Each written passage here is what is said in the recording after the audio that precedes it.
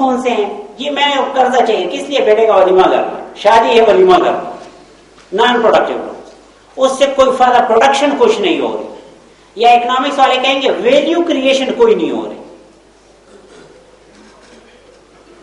Naan production loan میں consumption purposes کے لیے لون آتا ہے، جس کی میں نے ولیمہ کی ایگزامپل دے دی۔ اسپیکولیشن آتا ہے، اسپیکولیشن سے یہاں مطلب نان پروڈکٹیو اسپیکولیشن ہے۔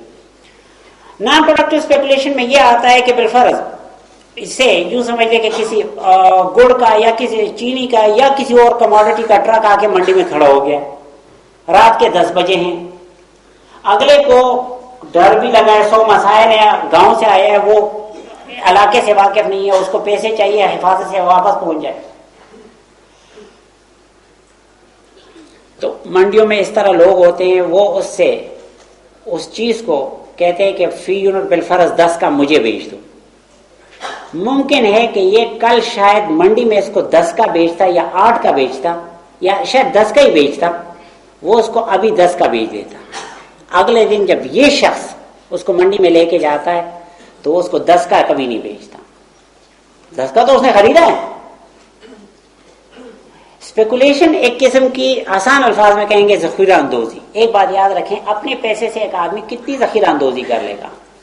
ذخیرہ اندوزی کی اصل صورت یہ ہے کہ یہ بینک کے قرضوں سے کی جاتی ہے، اور اس کی ترتیب یہ ہے کہ گاؤں کے گاؤں کپاس کے خرید لیے جاتے ہیں، گاؤں کے گاؤں خرید لیے جاتے ہیں، اور ادھر ایکسپورٹ اپنے تعلقات کے بیس پہ ایکسپورٹ پروموشن بیورو اور ان لوگوں کو کہا جاتا ہے کہ ایکسپورٹ جاری رہے جاری رہے۔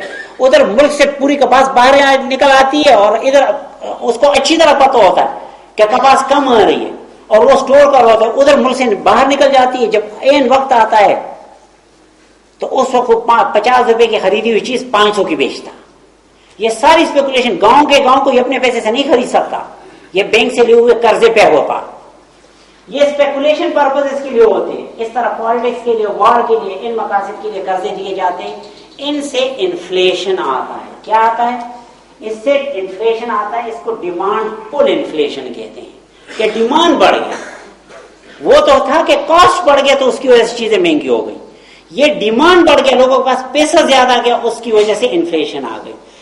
جیسے آج کل آپ لیز کے بیس پہ اور کنزیومر فائنانس کے بیس پہ اتنے زیادہ قرضے لے رہے ہیں، وہ سارے نان پروڈکٹیو لونز ہیں، اس سے مہنگائی آتی ہے۔ پروڈکٹیو لونز کون سے ہیں؟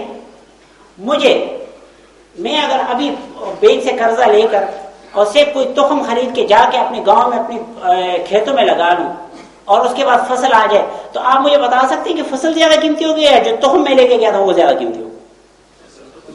فصل زیادہ قیمتی ہوگی۔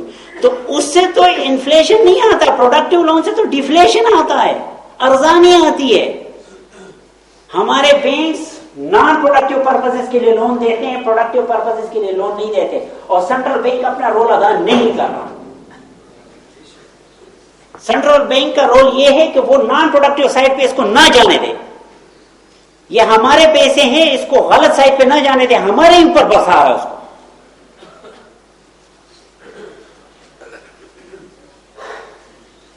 لیس انٹرسٹ ریٹ، بہرحال میں اس ڈائیگرام کے اس سائڈ پہ آتا ہوں۔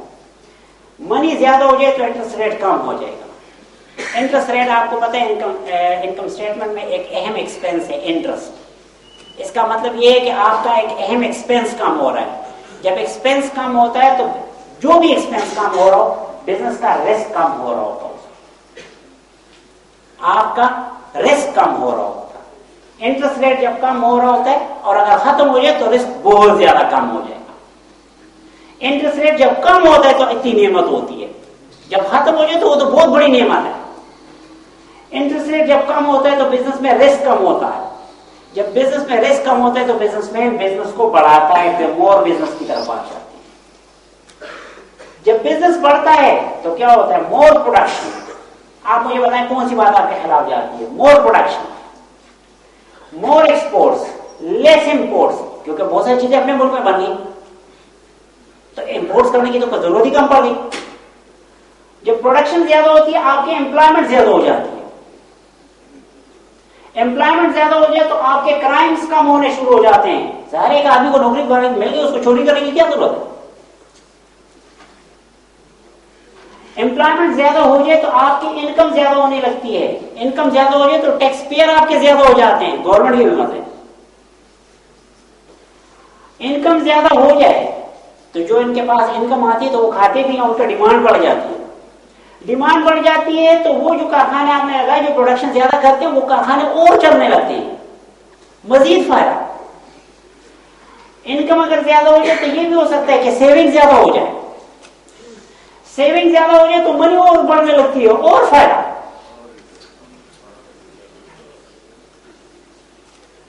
اور یہ سب مور منی کی اہمیت ہے. یہ جو کل جس بک سے اقتباس سنایا گیا تھا آرتھر کٹسن کی بک کا، اس نے پوری ڈیٹیل سے انالیسس کی ہے کہ کس طرح گولڈ سٹینڈرڈ کے بیس پہ منی کو ضرورت سے کم رکھا جاتا ہے. گولڈ سٹینڈرڈ کا مطلب یہ ہے کہ ملک میں جتنا گولڈ ہے آپ اس سے زیادہ منی چھاپ نہیں سکتے. خدا کرے کہ آبادی آپ کی بڑھ جائے اور آپ کو زیادہ کارخانوں کی ضرورت ہو، جتنا گولڈ ہے آپ اس سے زیادہ منی نہیں چھاپ سکتے. اس نے یہی کہا تھا کہ اس کی وجہ سے ملک میں منی کی مقدار کم ہو جائے. یاد رکھیں، more money means more demand. Demand میں دو، ڈیمانڈ کی ڈیفینیشن کیا ہے؟ Desire to purchase, ability to purchase. Desire کی طرف نہیں ہوتی. آپ میں سے کس کا جی نہیں چاہتا کہ اس کا بہت بڑا بنگلہ ہو؟ ڈیزائر تو ہر جگہ ہوتی ہے، ایبلٹی نہیں ہوتی. ایبلٹی یہ منی ہے. Desire to purchase, ability to purchase, یہ دو چیزیں. منی کو سسٹمیٹکلی کم کیا جا رہا تھا اس وقت منی کو گولڈ یا کسی بھی دوسرے کموڈٹی کے ساتھ لگا کر. آج کل آرتھر کٹسن کی محنت کی وجہ سے انہوں نے یہ حرکت چھوڑی ہے. لیکن دوسری بات یہ کہ آرتھر کٹسن انٹرسٹ کے خلاف تھا اور بہت ساری وہ ایسی باتوں کے خلاف تھا جو لوگوں کے حق میں نہیں جاتی.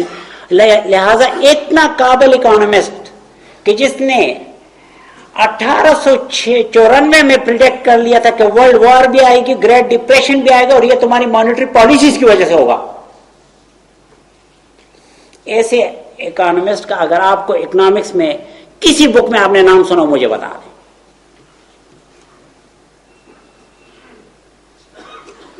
دس از بائس.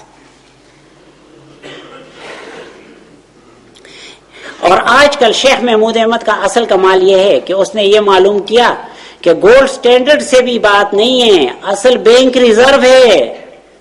بینک ریزرو یہ مسئلہ روک رہا ہے. میں نے بتایا تھوڑی دیر پہلے وہی جو میں نے پشاور اور لاہور والی ایگزامپل دی تھی گاڑیوں کی. یہ بینک ریزرو اصل یہ کام کر رہا ہے کہ منی کو سسٹمیٹکلی کم کر رہا ہے. Please note that less money will revert the whole scenario. More money سے تو یہ فائدے ہو رہے ہیں، صرف یہ ایک نقصان ہے جس کو کنٹرول کرنے کی ضرورت ہے اور یہ اسٹیٹ بینک کا رول ہے کہ اس کو کنٹرول کرے. اسی لیے اس کو یہ مینڈیٹ دیا گیا ہے. Please note that less money will revert the whole scenario. سب کچھ الٹا ہو جائے گا اور banking system keeps money less than its demand. ہمارا بینکنگ سسٹم یہ کر رہا ہے. یہ پچھلے ایک دو سلائیڈ جو گزرے اس کے کنکلوڈ کرتے ہیں. آپ یہ سمجھیے یہ ایک درخت ہے، یہ اس کی جڑ ہے. اور banks generate reserve from deposits. Reserve کو کہاں سے جنریٹ کیا جاتا ہے؟ ڈپازٹ سے. یہ میں نے بتا دیا تھا، ڈائگرام یاد ہو. اس سے کیا ہوتا ہے؟ Much less supply of money than its demand. Money کی سپلائی اس کی ڈیمانڈ سے بہت کم ہو جاتی ہے. اس سے کیا ہوتا ہے؟ This makes money master and security a slave. ہوتا یہ ہے، اکنامک کا اصول ہے کہ جو چیز کم ہو اس کی بدماشی ہوتی ہے. لہذا آپ جاتے ہیں بینک، آپ کہتے ہیں میں بہت اچھی سیکورٹی لے کر آئے ہوں، وہ کہتے ہیں تو تم اکیلے نہیں ہو، قطار میں کھڑے ہو جاؤ.